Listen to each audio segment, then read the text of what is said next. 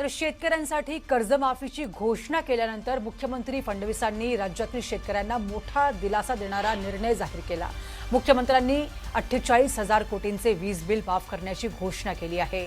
त्यामुळे शेतकऱ्यांना मोठा दिलासा मिळणार।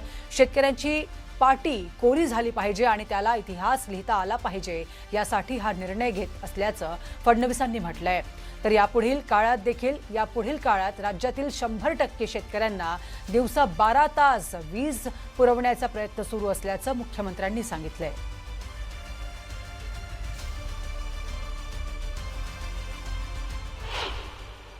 7.5 हॉर्स पॉवर पर्यंतचं जे जुनं बिल आहे 48,000 कोटी रुपयाचं जुनं बिल वसूल करायचं आहे। ते 48,000 कोटी रुपयाचं जुनं बिल आम्ही माफ करणार आहोत।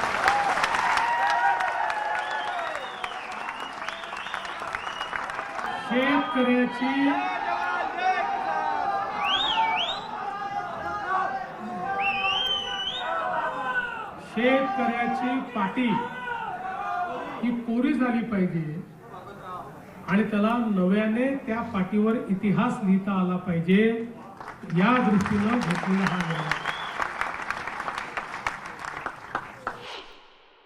मला सांगताना अभिमान वाटतो की जे आम्ही सांगितलं, आज राज्यातल्या 76% शेतकऱ्यांना आम्ही दिवसा वीज देतो आणि आमचा प्रयत्न हे वर्ष संपता 100% शेतकऱ्यांना दिवसा वीज आम्ही देऊ आणि 8 तास आम्ही देतो।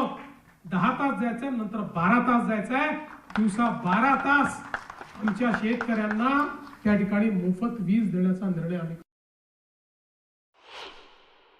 बिल तुम्ही माफ करायला लावा, घोषणा करायला लावा, त्यात अटी शर्ती घालू नका।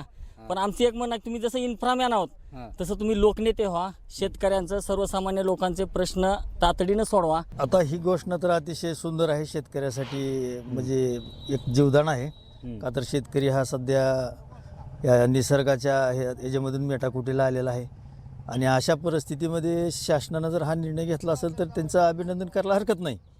आणि विषय असा आहे की शासन हे जेवढ्या घोषणा करतं, जेवढ्या तिथं अंमलात आणायची जी पद्धत आहे त्यांची, ती अंमलात आणण्याची पद्धत एक सोपी असावी। निर्णयाचं तसं स्वागतच केलं पाहिजे, कारण आज अनंत अडचणीमध्ये शेतकरी उभा आहे। दुष्काळी परिस्थिती असेल, आजच्या सध्या परिस्थितीचा विचार केला तर शेतकऱ्याने पेरून शेतकरी संकटात आहे। की आपण जो निर्णय घेतला त्याची तात्काळ प्रशासनाला दखल घ्यायला लावून प्रशासन जे आपण माफी करून सुद्धा शेतकऱ्यांना बिलं देत आहे किंवा हे करत आहे, ती शेतकऱ्याची प्रशासनाला सांगून कुंडी अडवणूक होऊ नये।